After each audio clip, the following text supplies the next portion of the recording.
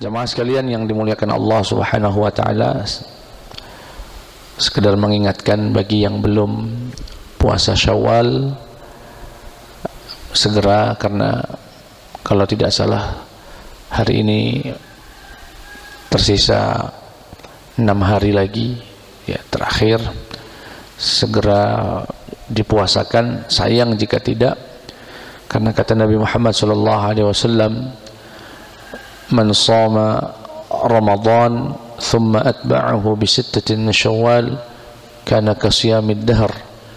Orang yang berpuasa Ramadan kemudian ditambah diikutkan 6 hari di bulan Syawal, maka orang itu seperti berpuasa 1 tahun. Seperti berpuasa 1 tahun. Dan itu sebetulnya ada logika hitung-hitungannya. Dalam Islam kita tahu kebaikan itu minimal dilipat gandakan 10 kali lipat. Kata Allah Subhanahu wa taala, man jaa bil hasanati falahu asyru amsalha. Barang siapa yang berbuat kebaikan, maka Allah akan lipat gandakan 10 kali lipat. Artinya satu kebaikan itu nilainya 10 kali lipat. Nah, kalau bapak berpuasa Ramadan 1 bulan 30 hari ditambah 6 hari Syawal 36 hari, 36 hari jika dikali 10 jadi 360. Itulah jumlah 1 tahun. Sehingga kata Nabi, yang puasa Ramadan plus 6 hari Syawal seperti puasa 1 tahun. Ya betul, memang jumlahnya 360. Makanya ada puasa bayd, puasa putih, sebulannya 3 hari. Kenapa 3 hari Ustadz? Ya karena 3 kali 10 30. Artinya orang yang berpuasa 3 hari dalam setiap bulannya seperti orang berpuasa setiap hari. Itu logika hitung-hitungannya. Maka kembali kami mengingatkan untuk diri kami sendiri dan untuk jamaah yang belum menyelesaikan puasa Syawalnya, segera diselesaikan. Tapi Ustadz, aku tadi malam belum niat puasa, baru dengar Pak Ustadz nih lah, mak malu kalau aku niatnya sekarang. Tidak apa-apa, karena itu menjadi perbedaan antara puasa wajib dengan puasa sunnah. Kalau puasa wajib meski di malam hari, batasnya sebelum subuh ya. Tapi kalau puasa sunnah boleh diniatkan di siang hari. Batas maksimalnya azan zuhur ya, azan zuhur. Dan ada satu syarat lagi, boleh niat jam 8, jam 7, jam 6 boleh. Yang penting ba'da subuh tadi belum sempat ngirup cuko. Nah, kalau sebelum ba'da subuh tadi lah minum banyu segelas besar, lah ngirup cuko pula, ya sudah tidak sah lagi ya. Baik jamaah sekalian yang dimuliakan Allah Subhanahu wa taala, masih dalam nuansa bulan Syawal. Sebelum kita melanjutkan kajian kitab kita, ada satu pelajaran yang sangat penting yang sebetulnya diajarkan bulan Ramadan dan sangat penting untuk dilestarikan dan dilanjutkan setelah bulan Ramadan. Apa itu Ustadz? Satu akhlak yang luar biasa, terutama ibu-ibu, mohon didengarkan. Apa itu? Akhlak menjaga perasaan orang lain, akhlak menghargai, menghormati perasaan orang lain. Kenapa ini penting Ustadz? Ya jujur saja, yang membedakan manusia dengan benda mati itu perasaan, Pak. Kita nih Pak, manusia nih, sesuatu yang paling mahal itu ya perasaan. Saya punya tetangga tidak pernah ngenjuk makanan, tidak pernah ngenjuk sesuatu, saya nggak pernah kecewa. Yang penting jangan nyakitin. Yang penting jangan nyakitin perasaan. Dan hidup kita ini kalau diresapi sebetulnya hanyalah perpindahan dari perasaan yang satu ke perasaan yang lain. Kadang-kadang seneng, kadang-kadang sedih, kadang gembira, kadang lesu, kadang semangat. Ya, itu hidup kita begitu, Pak. Termasuk Bapak sejak lahir sampai hari ini, sebetulnya kehidupan kita hanyalah perpindahan dari satu suasana ke suasana yang lain, dan itu dari perasaan yang satu ke perasaan yang lain. Sampai-sampai maka wajar jika syariat Islam sangat memberikan perhatian yang sangat khusus. Bahkan saya boleh berani menyimpulkan, ya, tidak ada satu syariat pun dalam Islam kecuali di dalamnya ada pertimbangan perasaan manusia. Bapak diwajibkan menghadiri undangan orang punya tetangga mau nikahan. Bapak ikut hadir, itu niatnya apa, Pak? Ikut bergembira terhadap apa yang sedang dirasakan oleh tetangganya. Kalau ada orang meninggal, Bapak Ibu takziah, niatnya apa, Pak? Menghibur. Dan menghibur itu menjaga perasaan dan lain sebagainya. Nah, hari ini kami akan berikan beberapa contoh bagaimana Al-Quran memberikan perhatian yang sangat khusus terhadap perasaan, kemudian bagaimana dengan hadis Nabi, lalu bagaimana contoh dalam kehidupan sehari-hari. Di dalam Al-Quran misalnya di dalam surat An-Nisa ayat ke-8, Allah Subhanahu wa ta'ala berfirman, wa idza hadara al-qismata ulul qurba wal yatama wal masakin farzuquhum minhu wa qulu lahum qawlan ma'rufa. Kata Allah, wahai kaum muslimin yang sedang berbagi warisan, lagi bagi-bagi warisan, jika kalian lagi ngitung-ngitung warisan kemudian hadir orang yang tidak dapat warisan, saat itu, saat kalian bagi-bagi ada orang yang hadir saat pembagian warisan, maka kata Allah, berikanlah sedikit jatah waris itu kepada mereka, atau minimal ucapkan kalimat yang baik. Perhatikan nih Pak, Bapak, Ibu, misalnya ada anak, dari anak pertama sampai bungsu kumpul di rumah wong tuonyo yang baru meninggal beberapa waktu yang lalu. Kumpul mau ngapain? Mau ngitung waris. Ketika kumpul di ruang keluarga misalnya lagi menghitung-hitung, yang kakaknya menyebutkan, oh itu emak punya harta di sana, kakek itu untuk kamu bae, aku ngembek yang sini bae, macam-macam. Saat berbagi begitu rupanya ada pembantu di rumah itu, wong miskin dalam tanda kutip, datang mau menghidangkan minuman buat tuan rumahnya yang sedang bagi warisan. Kira-kira Pak, apalah perasaan dia dengar bosnya bagi-bagi warisan tuh Pak? Dengar duit ratusan juta nak dibagi-bagi ya semua. Kami yakin sedikit atau banyak di perasaannya ada rasa-rasa harap, kalau-kalau kecipratan, kalau-kalau dinjuk dikit jadilah. Nah itu yang Allah maksud dalam surat An-Nisa, jika hadir idza hadaral qismah, jika hadir saat pembagian warisan. Siapa yang hadir? Ulul qurba, kerabat.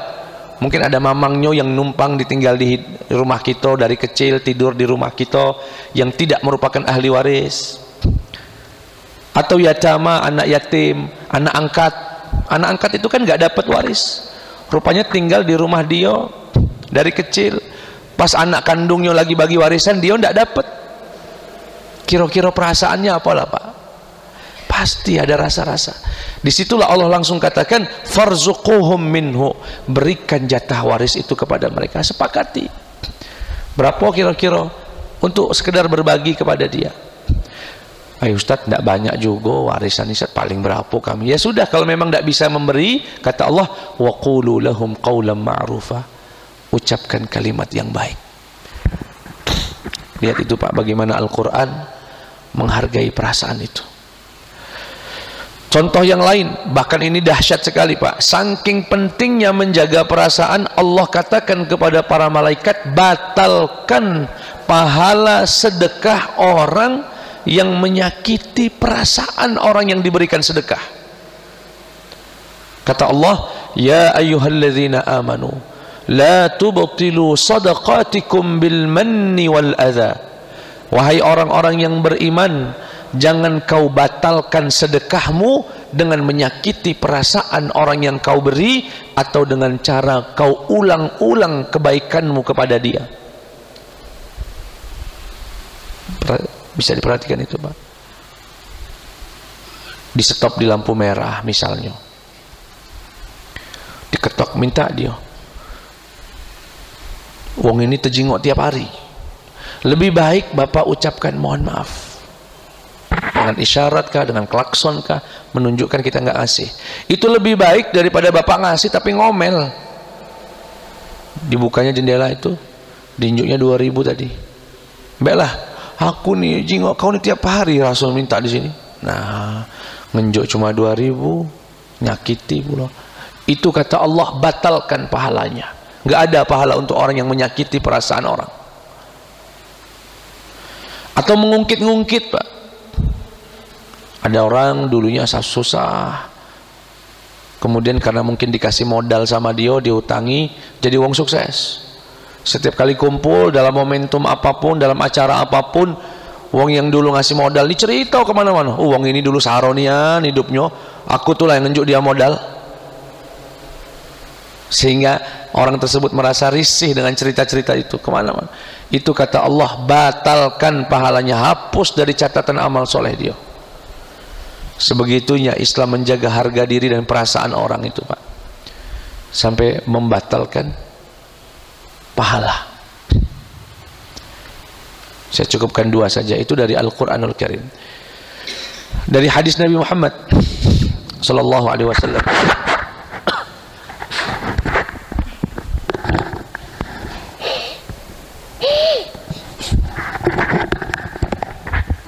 apa itu? Kalau Bapak pernah dulu di zaman Nabi Muhammad, sahabat itu kan status sosialnya ada yang kaya, ada yang miskin. Yang kaya disebutnya, istilahnya adalah ahlud duthur. Ahlud duthur adalah sahabat Nabi yang kaya, punya rumah, punya usaha. Tapi ada sahabat Nabi yang miskin, susah hidupnya. Itu istilah mereka di dalam sejarah dikenal dengan ahlus suffah. Ahlu suffah, saking miskinnya tidak punya rumah dan diizinkan Nabi tidurnya di masjid. Jadi sahabat dulu yang susah itu hidupnya di masjid Pak. Kurang lebih seperti ini Pak, dikasih sekat di bagian kanan, tidurnya di sana di masjid. Di antara sahabat yang tidur di situ Abu Hurairah, yang memang perantauan dari Yaman masuk Islam dan tidak punya apa-apa, dan tidurlah beliau sama sahabat-sahabat yang susah tadi, yang miskin tadi, di dalam masjid. Kalau Bapak pernah masuk Raudhah saat umrah, ya, itu mungkin jarang jadi perhatian. Wong tuh kadang-kadang kalau masuk Raudhah yang dia fokuskan adalah mihrabnya, mimbarnya. Sebetulnya kalau hari ini kan masuk Raudhah itu lewat belakang Pak ya, lewat pintu belakang, lewat pintu 39 kalau tidak salah, lewat belakang. Nah begitu masuk pintu belakang, nanti Bapak lihat itu di pojok kanan, kalau masjidnya kotak begini, di pojok kanan itu belakang ada bangunan tingginya mungkin lantai tingginya mungkin sejengkal, lebih tinggi dari yang lain, disekat dengan sekat dari rantai, ya mungkin ukuran 3x4 atau 4x4, kurang lebih begitu. Itulah tempat tidurnya sahabat ahlus suffah yang dulu nggak punya rumah. Nah apa yang terjadi Ustadz? Jadi ahlus suffah ini Pak, karena standby di masjid, setiap kali ada orang sahabat Nabi yang kaya, yang punya duit, yang punya harta, datang ke masjid memberikan sesuatu kepada Nabi-Nabi, ini ada sekian gram emas, ada sekian dinar, ada sekian dirham, ada sekian onta, Nabi ini ku sedekahkan untuk fi sabilillah. Akhirnya orang itu dapat doa khusus dari Nabi. Nabi pun bahagia bergembira karena ada sahabatnya yang mau berbagi hartanya di jalan Allah. Nah, yang miskin ini kan dengar Pak tiap hari. Jingok dari pojok itu, enak nih jadi wong kayo pacak ngenjuk Nabi, pacak sedekah, pacak membantu perjuangan Rasulullah. Ada Pak rasa-rasa sedih tadi. Dan rasa sedih itu yang membuat mereka takut nanti di akhirat derajatnya lebih rendah dari sahabat yang bisa sedekah. Karena nggak tahan perasaan tadi berhari, setiap hari melihat suasana semacam itu, mereka mendatangi Nabi Muhammad. Ya Rasulullah, zahaba ahlud duthuri bil ujur. Ya Rasulullah, enak nian jadi wong kayo, pahalanya pasti banyak kaget di akhirat, derajatnya pasti tinggi nanti di akhirat. Yusalluna kama nusalli, yasumuna kama nasum. Mereka salat, kami salat. Mereka puasa, kami puasa. Tapi saat mereka bisa zakat dan sedekah, kami tidak bisa. Pasti derajat mereka lebih tinggi. Ini soal perasaan Pak, kekhawatiran nanti tidak bisa berdekatan dengan Nabi Muhammad di akhirat. Apa kata Rasulullah? Loh, bukannya pintu sedekah itu banyak? Kalau kamu tasbih itu kan sedekah, kau tahmid itu sedekah, kau takbir itu sedekah, kau tahlil itu sedekah, kau mengajak kebaikan sedekah, kau cegah kemungkaran sedekah, bahkan kau berhubungan badan dengan istrimu juga sedekah. Wah, dengar kalimat itu Bapak Ibu, semangat, bahagia, gembira sahabat, yang akhirnya mereka pun semangat untuk sedekah melalui jalur-jalur lain. Ini juga bagian daripada menghargai perasaan tadi. Dalam satu kesempatan Nabi Muhammad bercerita, dakhaltu sholata wa uridu italataha. Suatu hari aku masuk dalam sholat dan ada keinginan kuat untuk memanjangkan bacaan sholat. Nabi ada keinginan memanjangkan bacaan sholat.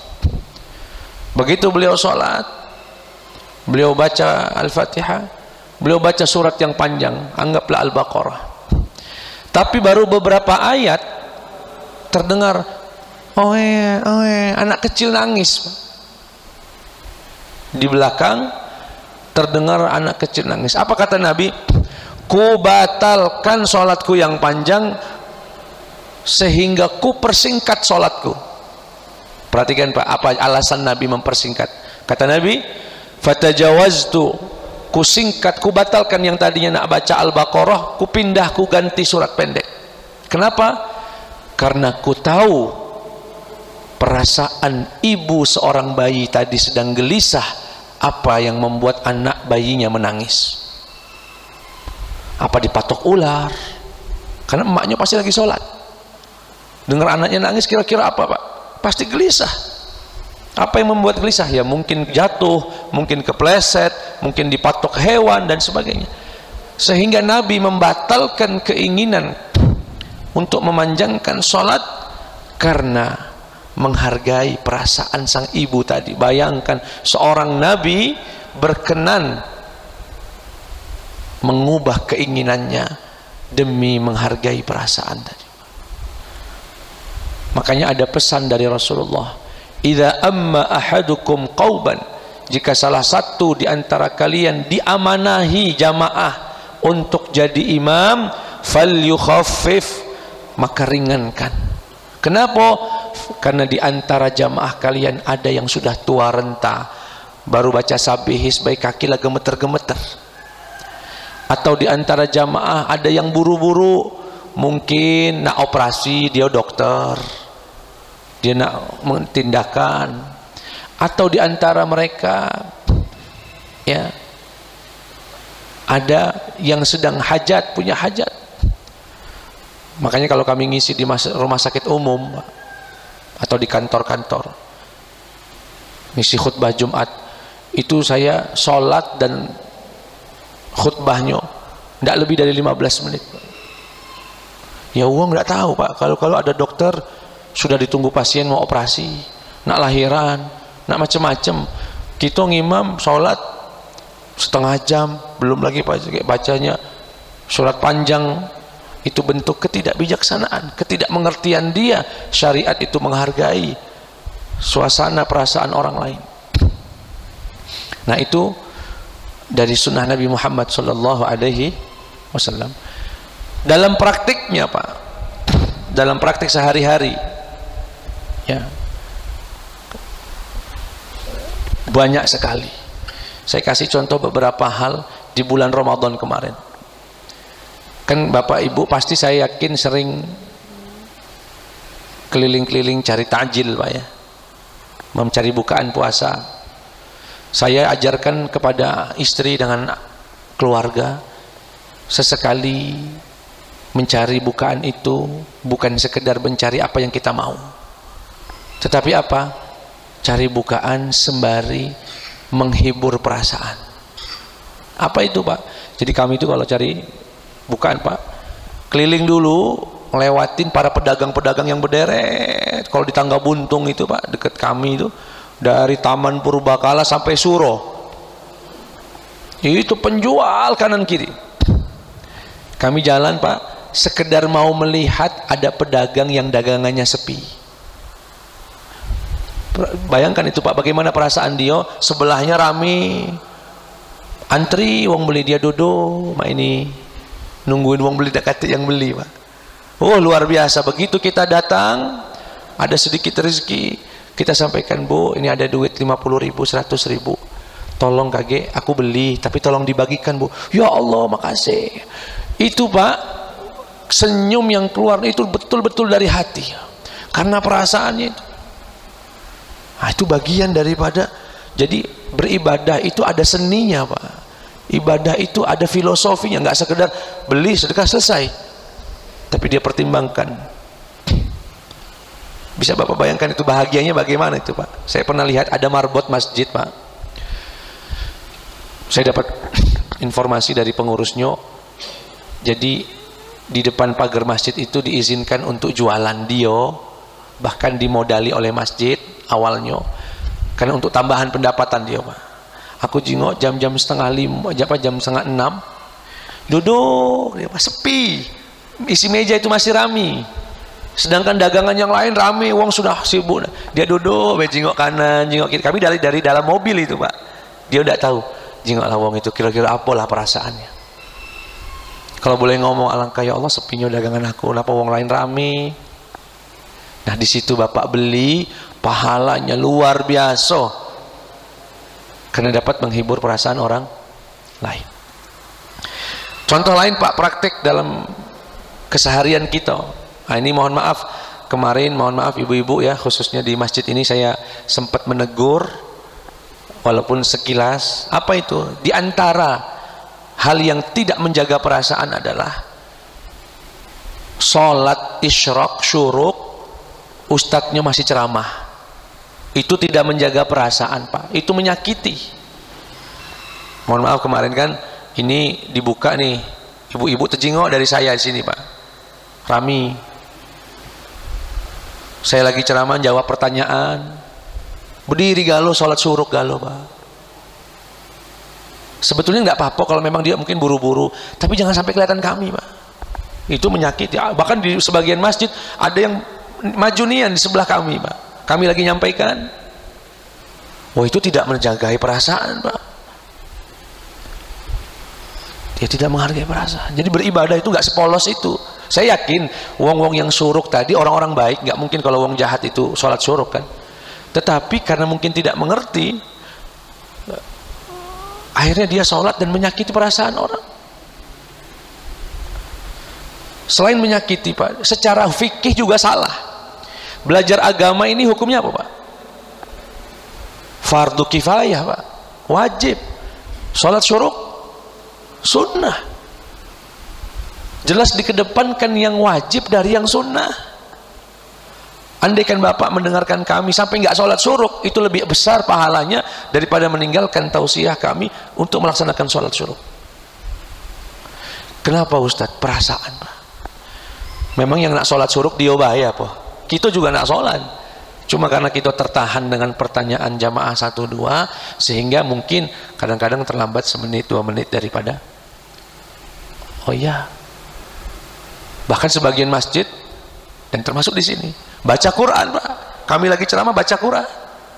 Woi Pak, di belakang baik, di belakang tiang atau di balik tirai. Jangan di hadapan kami ini. Langsung tidak penting yang kami sampaikan ini, Pak. Ya syukur-syukur untungnya kami tidak sensitif, tapi kami menilai dari semua Pak ya. Ya kalau saya sudahlah, mungkin dia belum tahu ya. Termasuk si Ustadz, kalau sudah siang, sudah mulai menjelang apa dia, apalagi jam-jam kerja ini kan masih jam kerja Pak ya, jangan keasikan ceramah tidak berhenti-berhenti, wong nak gerak sampai ada yang ngasih isyarat maksudnya udahlah Pak Ustadz, kami nak balik. Nah, saling menghargai perasaan tadi ya. Dan lain sebagainya. Tetapi nah ini sebagai penutup untuk melengkapi penjelasan kami, sejauh mana Ustadz batasan menghargai perasaan itu? Kami berikan 2 batasannya Pak. 1, tidak berbenturan dengan kemaslahatan umum. Kalau menghargai perasaan tetapi menyebabkan terkorbankannya maslahat umum, maka kedepankan maslahat umum. Misal yang sering terjadi di masjid-masjid, terutama masjid kampung, ada orang hobinya imam sholat karena mungkin dia pewakaf tanah, mungkin dia donatur paling besar, mungkin dia paling sepuh, tapi bacaannya tidak bagus. Ditegur, kesinggung. Tidak ditegur, jamaah ini sholat batal galuh. Nah, dalam titik atau kondisi semacam ini, kesampingkan itu perasaan pribadi orang tadi Pak, kita kedepankan kemaslahatan umum. Sampaikan, mohon maaf Pak Haji, bukan kami tidak menghormati, Pak Haji banyak salahnya. Dan saya pernah lakukan itu Pak ya, walaupun cara menegurnya juga bukan berarti dengan cara yang kasar. Jadi waktu itu saya mampir di suatu masjid, dan masjid ini termasuk rutin saya mampiri karena saya punya jadwal di dekat daripada masjid itu. Beliau doktor bahkan seorang dosen. Sholat hari pertama saya sholat dulu, kok salah ini bacaan Al-Fatihah dia. Aku masih husnuzon Pak, mungkin kesilap dari lidahnya. Besoknya aku sholat situ lagi, nah samu memang salah ini, karena di titik yang sama. Dan kutunggu semua jamaah pulang, dia masih ada di situ. Aku dekati dia, assalamualaikum, waalaikumsalam, kata dia. Aku salami, kenalkan Pak, kami Bito bla bla bla bla bla, kami ngajar di sini dan sebagainya. Kebetulan kami juga dosen Pak di UIN. Ya, ada yang bisa dibantu? Mohon maaf dengan Pak, dengan segala hormat. Bapak tadi baca Al-Fatihah, akulah beberapa hari, ada kesalahan yang fatal itu Pak, yang kalau secara fikih bisa menyebabkan batalnya sholat satu masjid ini. Sayang Bapak. Oh yang mana salahnya? Ku tunjukkan. Bla bla bla bla bla bla. Ku berikan alasan argumentasinya juga. Ya alhamdulillahnya beliau nerimo Pak. Ya entah nerimo entah apa, tapi aku husnuzon dia nerimo. Cuma beliau ngomong gini, wah kalau begitu boleh tidak aku belajar sama Bapak Beh? Nah, tidak tahu itu kalimat apa, tapi dampaknya apa Pak? Setiap kami datang dan beliau ngeliat kami, itu pasti beliau, Ustaz maju Beh. Akhirnya menyerahkan kepada. Dan tadinya sebelum saya pas mau negur itu Pak, gelisah di batin itu. Satu sisi ini salahnya fatal, tapi kalau ditegur kaki kesinggung. Tapi kita punya kaidah, jika menghargai perasaan itu menyebabkan kemaslahatan umum terkorbankan, dahului kemaslahatan umum, sampaikan ya, dan lain sebagainya. Yang kedua, jika menghargai perasaan menyebabkan rusaknya akidah, maka kedepankan yang akidah ya. Ibu kita sendiri misalnya, ibu kandung dewek, kan perasaannya mahal sekali, nggak boleh disakiti. Tapi ibu misalnya ngajak kita nak ke dukun bela nak, misalnya, di situ akan mengorbankan akidah, maka kita tolak. Wa in jahadaka ala an tusyrika bima laysa laka bihi ilm Fala tuti'huma wa sahibhuma fid dunya ma'rufa. Jika kedua orang tuamu berusaha keras membuatmu bermaksiat pada Allah, bahkan membuatmu musyrik kepada Allah, jangan kau ikuti. Tapi tetap pergauli mereka dengan pergaulan yang baik. Begitu kurang lebih Bapak Ibu ya, pentingnya, dan itu diajarkan oleh bulan Ramadan ya. Kita kalau di Ramadan tidak puasa, apa anjurannya Pak? Boleh makan minum, tapi jangan depan wong yang puasa. Bapak lagi puasa Senin Kamis, tahu-tahu datang tamu yang sudah lama dari jauh datang, dulurnya. Ketika datang kebetulan hari Senin atau hari Kamis, ayo makan, ayo makan. Iya Pak, iya Om, iya Wak, iya Mang. Ayo Mang makan Mang. Oh Mang puasa. Ini tidak benar. Batalkan Pak puasanya. Menghargai perasaan. Kalau sudah di atas 3 hari, sudah bukan tamu lagi, silahkan. Itu bagian. Bahkan seorang istri haram dia puasa Senin Kamis jika tidak diizinkan suaminya. Kenapa Pak? Perasaan. Suaminya nak dihidang ke, suaminya nak makan aja, macam-macam. Itu porsi ya perasaan dalam hati yang sangat mahal. Saya kira itu jemaah sekalian. Oke, kalau ada yang mau ditanyakan dipersilahkan. Apalagi Pak, atau ada yang mau ngasih contoh kira-kira? Ya silakan. Waalaikumsalam. Kalau puasa wajib dah, iya, yang sunnah.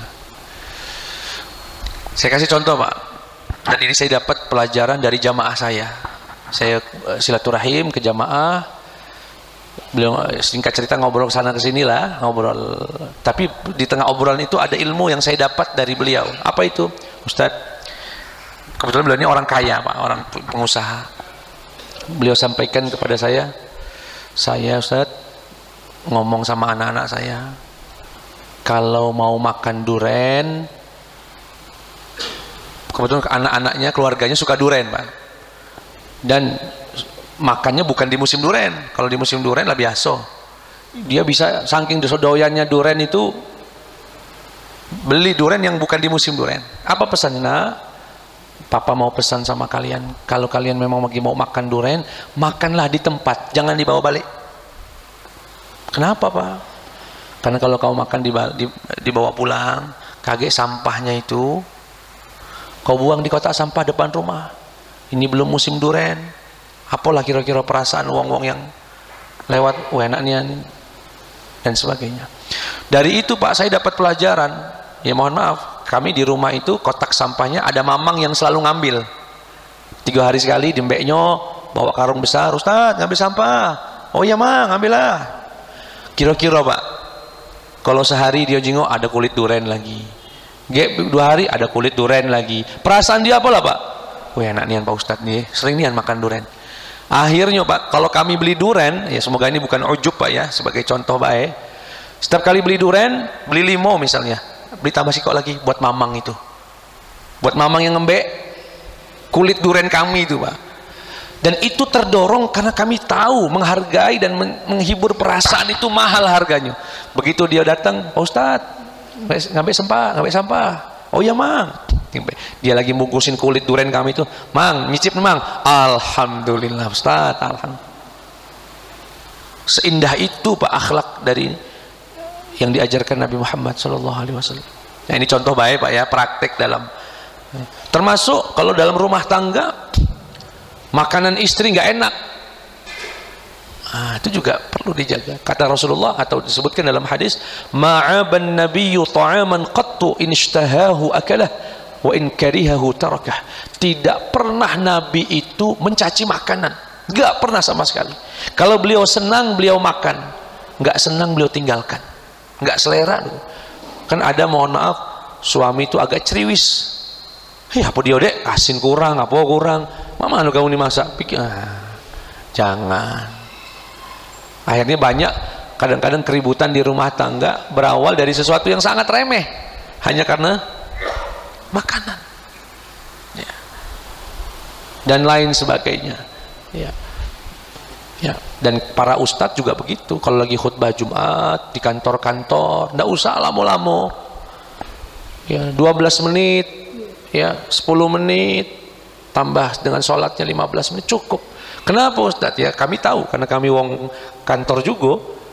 Istirahat itu sebatas jam 1, belum makan siangnya, belum istirahatnya, belum, ya, jangan. Dan itu bagian daripada menghargai perasaan orang lain.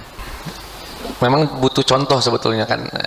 Contohnya mak mano kira-kira yang perbedaan perasaan itu, karena secara umum Pak, perasaan itu memang beda tapi kecil. Secara umum kita itu sama, manusia itu sama, hanya berbeda itu di teknis karena berkaitan dengan adat istiadat, ya.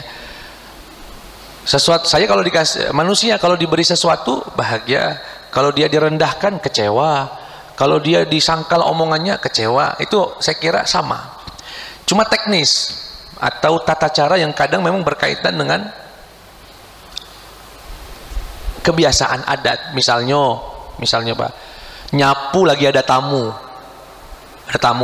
nyapu dia.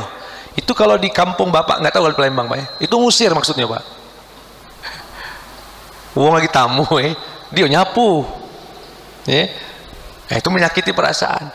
Atau kalau di Sumatera ini secara umum, kalau tuan rumah sudah menawarkan makanan, gitu ya, kalau ditolak kesinggung, kecewa. Nah, itu yang berkaitan dengan adat. Disinilah di mana bumi dipijak, di sana langit dijunjung. Kepiawaian, ya, seseorang tadi untuk menghargai perasaan disempurnakan dengan memahami adat istiadat orang lain, ya, adat istiadat orang lain. Tapi yang paling penting ada dari hatinya, dia tidak mau menyakiti orang. Nanti insya Allah selalu ada petunjuknya Pak. Yang kedua yang jadi pegangan dalam berinteraksi agar tidak menyakiti perasaan orang lain, kepada orang kita husnudzon, kepada pribadi kita berusaha melakukan. Misalnya ada orang ditelepon nggak ngangkat, atau ditegur di pinggir jalan begini, Assalamualaikum, dia nggak jawab. Kira-kira kalau perasaan kita gimana itu Pak? Wah, yang sombong lah, inilah ini. Husnudzon saja. Mungkin matanya baik jingok kita, pikirannya tempat lain. Saya sampai ngomong sama mahasiswa atau bahkan sama jamaah, Bapak Ibu, kalau negur saya atau ketemu di jalan saya nggak negur, mohon maaf Dian. Yakinlah aku tidak sengaja. Itu kadang-kadang mata baik jingok dia itu Pak, pikiran di rumah, pikiran di kantor. Husnudzon. Nah, untuk orang lain kita berhusnudzon, tetapi untuk pribadi kita berusaha untuk melakukan, ya, dan lain sebagainya, dan lain sebagainya. Wallahu ta'ala a'lam. Yang dipraktikkan sahabat Pak, nah, Nabi itu Pak, kan kalau makan suka labuh, sayur labuh sama daging, ya, itu kesukaan Nabi Pak. Cuma kadang-kadang tuan rumah Nabi pernah datang, labuhnya itu agak jauh Pak. Ini Nabi datang, labuhnya agak jauh. Nabi itu pengen, cuma malu, tidak enak kalau ini. Sahabat itu ada yang mantau, Nabi, dia dengan inisiatif langsung ngambil, didekatkannya ke Nabi. Nabi seneng Nabi Pak. Itu kan kenapa? Karena di hati sahabat itu ada rasa ingin membahagiakan orang, sehingga ketika dia mau membahagiakan orang, datang petunjuk dari Allah, membuat dia bisa melakukan hal yang, ya sama Pak. Kalau kami lagi makan di sini Pak, ada kue enak di ujung Nabi. Pengen itu Pak, manusia kami. Deketilah. Sama Pak, ada tamu, Bapak nawarin makanan, kue nastar, tapi toplesnya tidak dibuka. Ayo cicip. Oh, bukakan, bukan, suruh nyicip. Nggak mungkin tamu buka kaleng dewek masih plesteran mah itu. Ya, makanya adabnya kalau ada tamu dibukakan. Itu juga istilahnya menjaga perasaan orang dan lain sebagainya. Dan seterusnya banyak Pak, prakteknya itu dalam keseharian itu banyak sekali. Kalau bertamu di rumah orang, ketok pintu, itu wajahnya jangan menghadap depan pintu, balik badan. Tidak dijawab, ketok lagi, assalamualaikum, balik badan lagi. Kenapa? Jangan sampai pas dia buka mata ini melihat isi rumahnya, yang mungkin ada istrinya lagi tidak berkerudung, yang mungkin rumahnya berantakan, kotor, nggak nyaman dilihat wong. Itu juga menjaga. Luar biasa. Perasaan itu sangat mahal dan ada kaitannya dengan adat istiadat. Kita tutup dengan sama-sama membaca doa kafaratul majlis. Subhanakallahumma wa bihamdika asyhadu an la ilaha illa anta astaghfiruka wa atubu ilaik. Wassalamu alaikum warahmatullahi wabarakatuh.